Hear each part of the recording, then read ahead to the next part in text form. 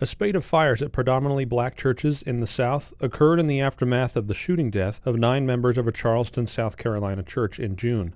A similar rash of fires occurred in the 1990s, and one blaze was set at the First Missionary Baptist Church in Enid, Oklahoma. The Reverend Alfred Baldwin, the church's senior pastor then and now, said the fires brought back some painful memories of the past. I can remember it vividly when I come over to the church. Good morning, yeah. That it was about 3 a.m. or 3:30 a.m. by the time I got here.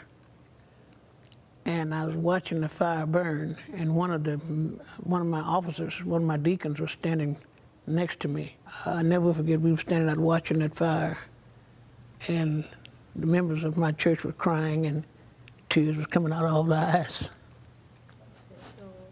The church was burned down in June 1996, and a mentally disabled man was eventually prosecuted for the arson crime and placed in a mental institution. Baldwin and his wife Vicki said the fire 19 years ago brought sorrow, but the blaze brought even more blessings to their Enid congregation. Some of our people were hurt because they didn't know who did it and they didn't know why. But when we had the great outpouring of help, it restored their faith in humanity.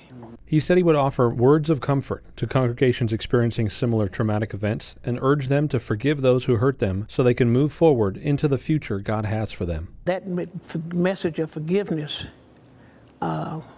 probably went all around the world, because I recall a CBS reporter asking me, said, "Pastor, how can you forgive something like this when they have burnt your church down?" I said, "God told us to forgive."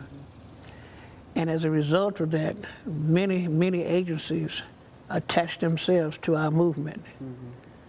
And as a result, this is what came of it.